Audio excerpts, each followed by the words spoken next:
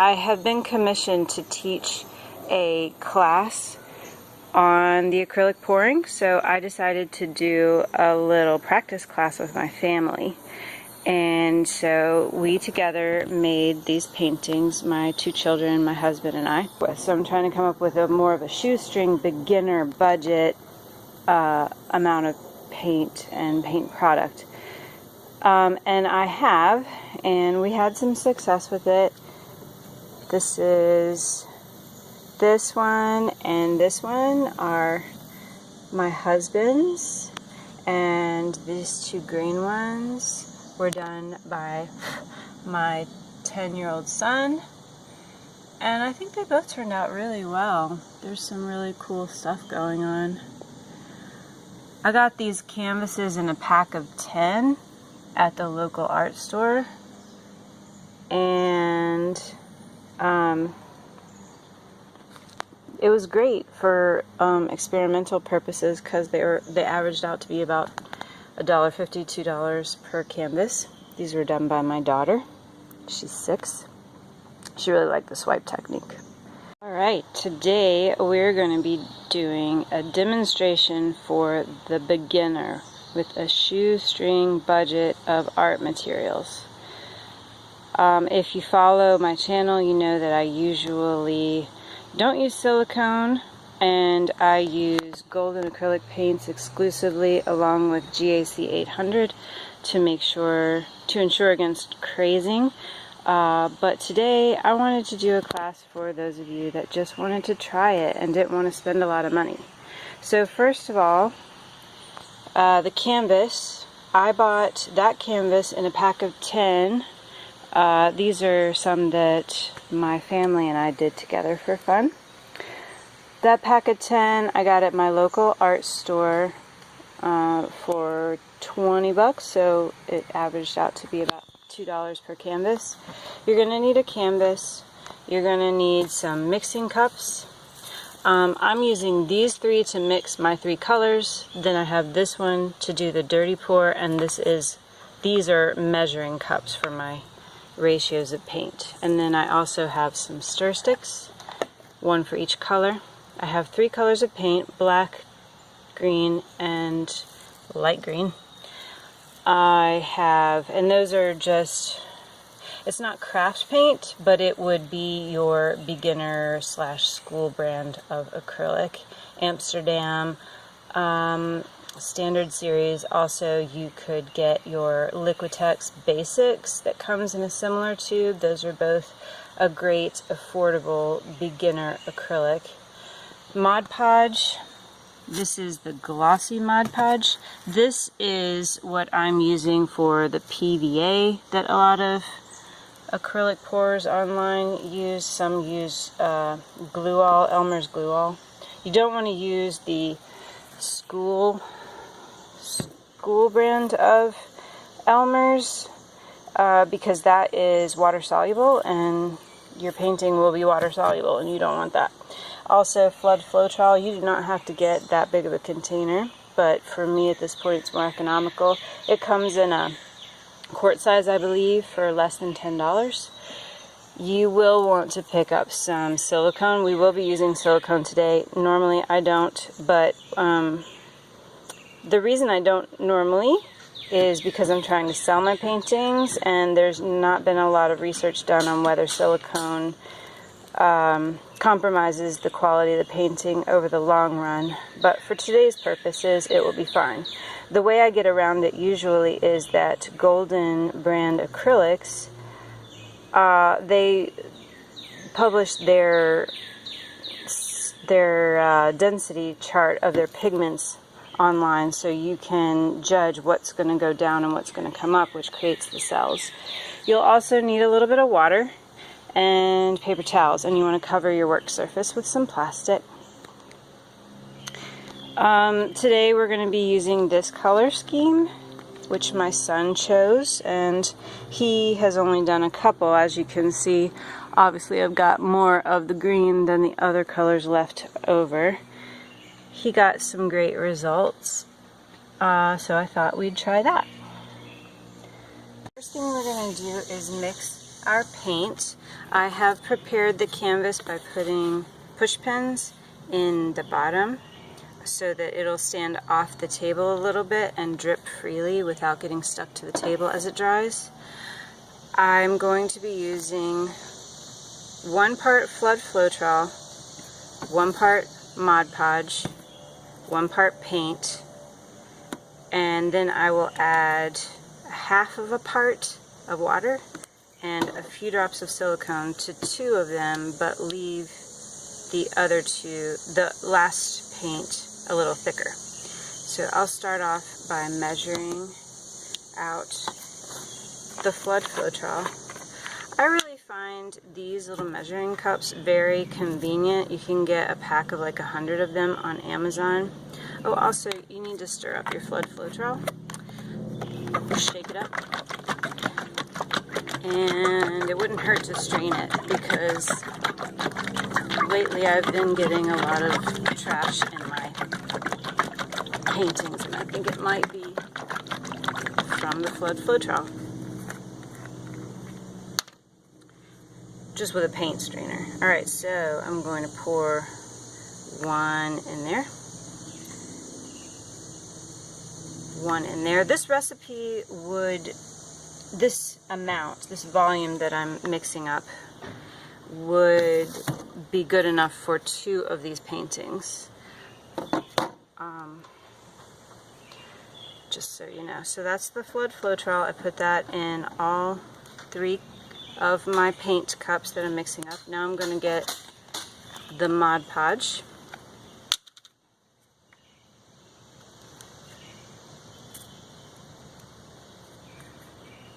And I will put 1 of those in each. This is pretty thick, so you might want to go slow and let it drip out.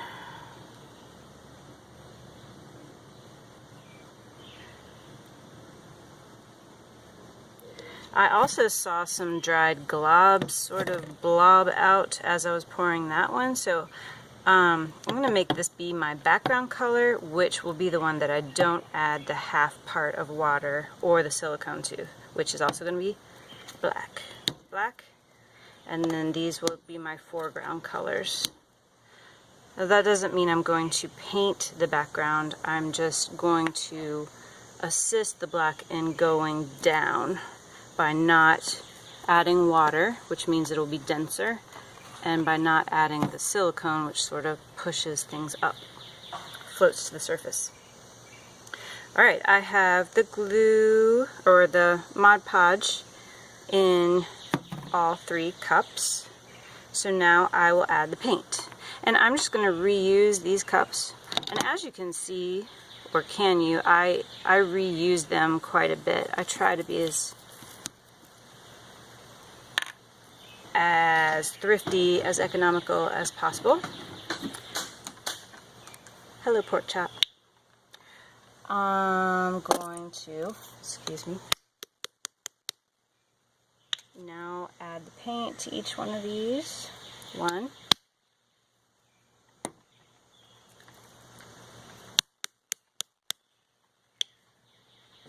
2.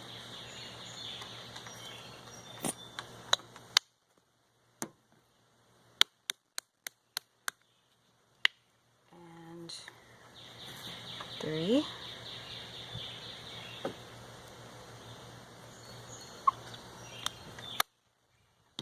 Alright, 3 paints. Let me just check to make sure we're still in shot. Scoot you up a little bit closer so you can see the mixing. Working outside today, as you can tell. Alright, so now we're going to scrape these paints into the cup. We have a different stir stick for each color so we don't contaminate the colors. Alright, there's 1. Set that cup aside. I usually keep a tub of water to put my dirty cups in so that they don't dry out, and then I can wash them easier. Just dunk them down in the tub of water. I forgot that today though in my setup. And the black is the last color.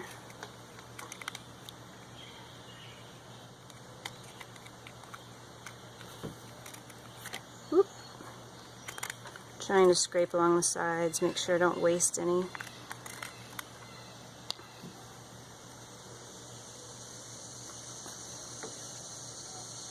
You're still not close enough.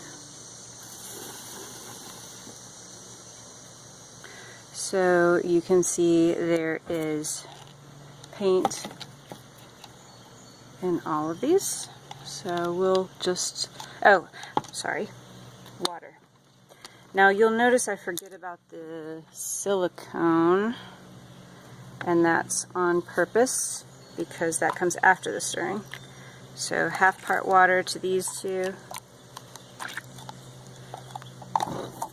And here we go with the stirring. I'll speed this part of the film up, but you need to know that these definitely need a thorough stirring. I would go with a full 2 minutes.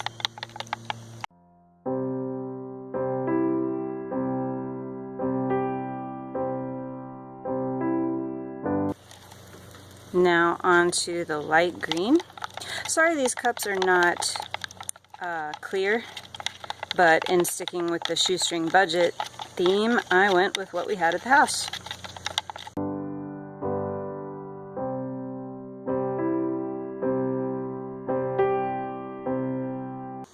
And finally the black. Again, this one does not have water added to it, and I will not be putting silicone in it.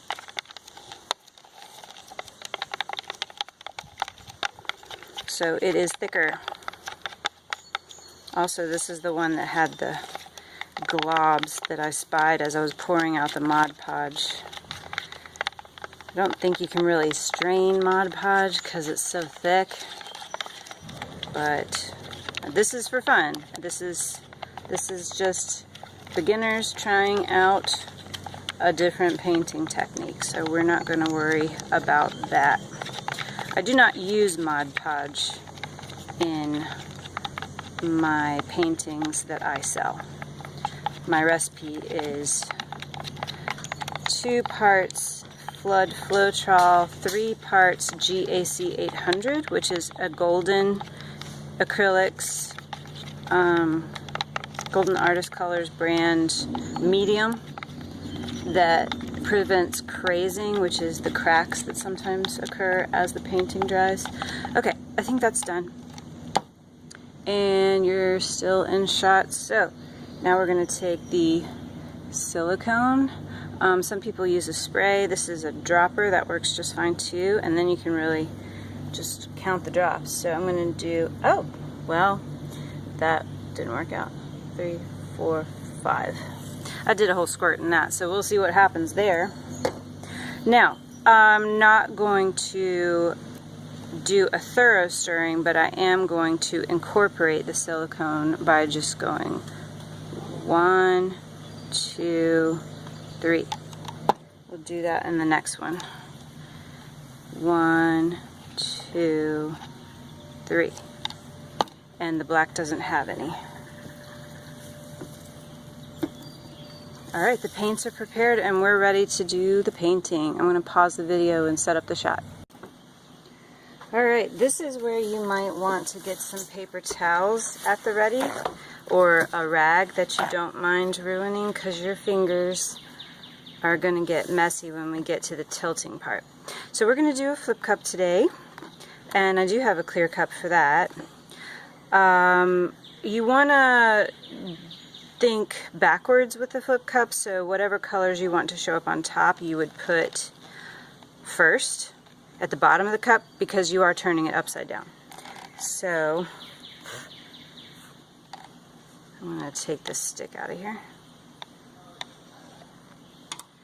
and I'm going to do a couple of layers, so I'm not going to do all of that yet.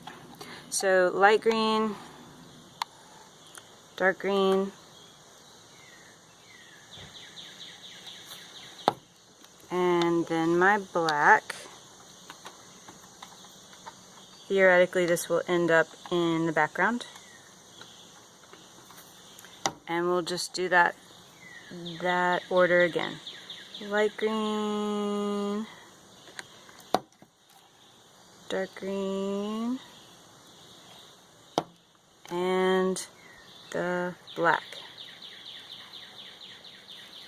And again, with the amount of paint that I mixed up, I do have enough in these cups for one more painting, just to give you a gauge, using the medicine cup as your one part. Okay, so the next part's the fun part. You're going to take your canvas, flat palm, well, you're going to take your canvas and put it on top of your cup and flip it over. Some people like to wait and let it sort of settle down. I mean, the cup was full, so I don't know how much settling it would do. Some people like to poke a hole in the top so that so that there's not a vacuum and it will flow out more freely. Others just do this.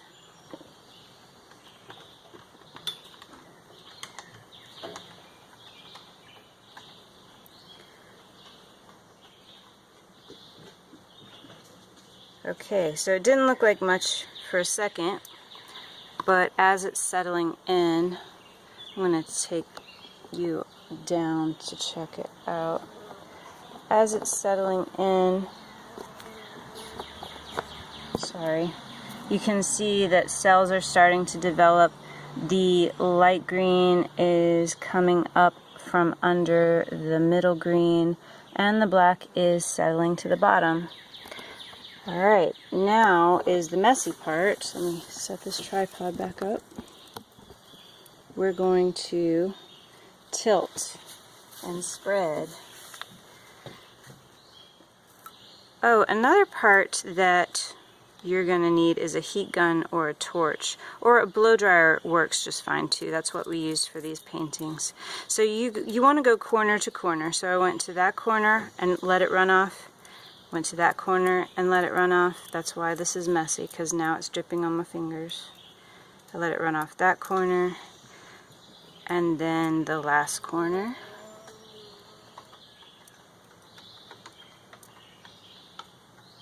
And as it spreads, you can see that the cells really develop, and you get some really cool contrast and variation in there.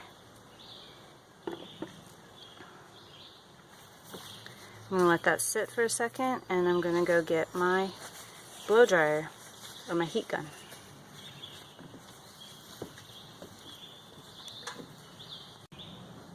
When I went to pause the video, I realized that there was a huge glare. So here's a shot so you can see better.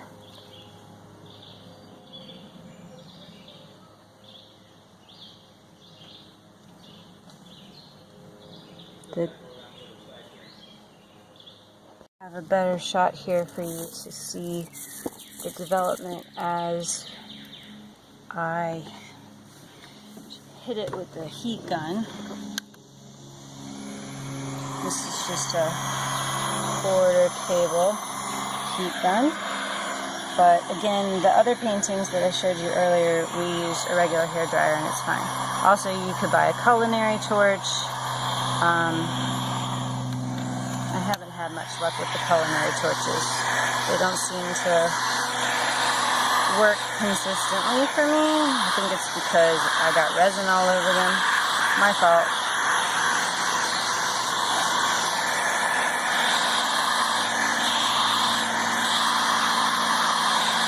Okay, so you should be able to see that some of the cells got larger and some that weren't there popped and opened up and developed. So this is sort of popping air bubbles as well as bringing that silicone to the surface.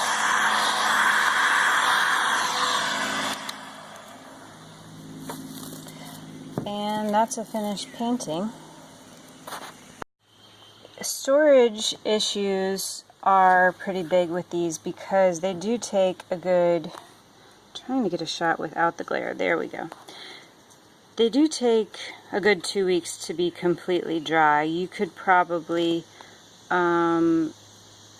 touch them in 3 days. They'd be dry to the touch, but they are really thick with paint, and you need to, they dry from the surface down. So even though your surface might appear dry, it's very delicate, and you could crack the surface skin of your acrylic painting if you move it around too much, or if you, I don't know, put your finger in it when it looked dry and the pieces underneath, the acrylic underneath is not. A lot of people buy storage bins to put them in and close the lid, and just then they would make air holes, I guess, for the circulation. On a shoestring budget, I would highly suggest just putting them in cardboard boxes and taping them shut. They would have even more air circulation than the plastic tubs, of course. And that is what I have done with these. We did these about 3 days ago.